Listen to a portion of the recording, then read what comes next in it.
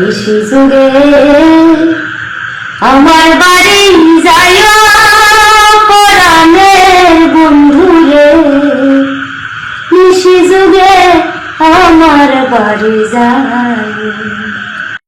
আমরা চলে আসলাম বিশিষ্ট শিল্পী, আমাদের সবার শ্রদ্ধেয় মুরব্বী বাবু রমেশ ঠাকুরের বাড়িতে। উনি অসুস্থ থাকায় আমরা ওনার সাথে সাক্ষাৎ করতে পারিনি। ওনার মেয়ে জুই ঠাকুর, আমরা ওনার সাথে আজ সাক্ষাৎ করবো। উনি আমার পাশে বসে আছেন। কেমন আছেন আপনি? জি আলহামদুলিল্লাহ ভালো আছি। তো আমরা আসলে এই দীর্ঘ প্রতীক্ষার পর আপনার সাথে সাক্ষাৎ করা, জানি আপনি অনেক বাউলদের মধ্যে অন্যতম। আপনি সুন্দর গান পরিবেশন করেন। আপনার পিতা, আপনার চাচা সবাই তো শিল্পী। আসলে আপনার মাধ্যমে আমি কিছু কথা জানতে চাই এবং জাতিকে জানাতে চাই। আপনি চাইলেই তো অন্যদিকে কাজ করতে পারতেন, কিন্তু শিল্পী জগতে আপনি আসলেন কেন? আসলে আমার যে দাদা ছিলেন, উনি ছিলেন জমিদার রমণীমোহন চক্রবর্তী। উনিও কিন্তু কবিয়াল ছিলেন, উনি কবি গান করতেন। ভারতে গিয়ে অনেকবার প্রোগ্রাম করছেন।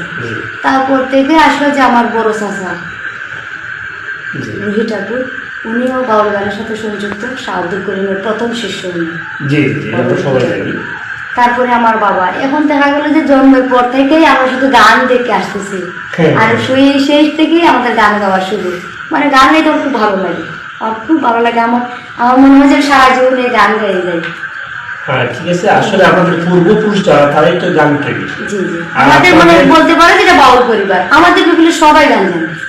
জি জি, কম বেশি সবাই গান জানে। এই যে আমরা বসে কথা বলছি, আমরা জানি এই রুমটা দীর্ঘদিন আগে একটা সংবাদ শুনেছিলাম, এই ঘরটা কোন এক ব্যক্তি অথবা কোন এক সন্ত্রাস বাহিনী ঘরটা আগুনে পুড়ে সারকার করেছিল। ওনার গানের যে বই, ইতিহাসগুলো, এগুলো সবগুলো এখানে রাখা ছিল, কিন্তু এগুলো গানে পড়ে সারকার হয়েছিল। আসলে আমরা তীব্র নিন্দা প্রতিবাদ জানাই।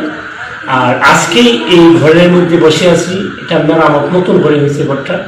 এই ঘরটা করতে গিয়ে অনেক ভাইরা আশ্বাস দিয়েছিলেন, কিন্তু অনেক ভাই আশ্বাস দেওয়ার পরও দীর্ঘদিন চলে যায়, খবর নেননি। তাদের নিজের অর্থায়নে আজকে ঘরটাই সুন্দরভাবে দাঁড়িয়েছে। আমরা ওইভাবে বসে কথা বলছি, খুব ভালো লাগছে। আর ওনার মেয়ে, আপনারা জানেন সবাই, বাংলাদেশের প্রখ্যাত বিখ্যাত কণ্ঠশিল্পী। উনি ফোক গান, বাউল গান অনেক গানই গিয়ে থাকেন। আমরা ওনার মুখে একটি গান শুনতে চান। আপনি গান শোনানো যাবে আমাদেরকে? তাহলে শোনাতে পারেন। নিশি যুগে আমার বাড়ি যাইও পরাণের বন্ধুরে, নিশি যুগে আমার বাড়ি যায়। নিশি যুগে আমার বাড়ি যাইও পরাণের বন্ধুরে, নিশি যুগে আমার বাড়ি যায়।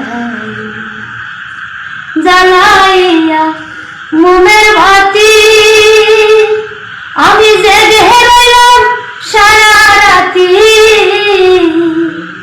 আশা দিয়া জ্বলে না বাসাইয়া তুমি, আশা দিয়া জ্বলে না বাসাইয়া পরাণের বন্ধুরে, নিশি যুগে আমার বাড়ি যায়। ধন্যবাদ। আমরা আসলে ওনার কণ্ঠে একটি মায়াবী সুরভি যে সুরটা রয়েছে, আমরা অতি আনন্দের সাথে আমরা আপনাকে স্বাগত জানাচ্ছি। সুরভের কণ্ঠে যাতে আমরা জাতি, এই দেশকে আরো সৌন্দর্য করে তুলতে পারেন, সেই প্রত্যাশা রেখে আমরা বিদায় নিতে চাই। যে অবশ্যই আমরা তো এখন যারা অনলাইনের মাধ্যমে এই ভিডিওটা দেখতে পাচ্ছেন, আমার বই জুই ঠাকুরের জন্য সবাই আশীর্বাদ করবেন। ওনার যাতে আগামী দিনগুলো ওনার আরও মঙ্গল হয়, আর সবাই শেয়ার করে দিবেন যাতে ওনার এই সম্প্রচারটা সবাই দেখতে পায়। এই পর্যন্ত আজকে বিদায় নিলাম। ভালো থাকবেন, সুস্থ থাকবেন। আল্লাহ হাফেজ।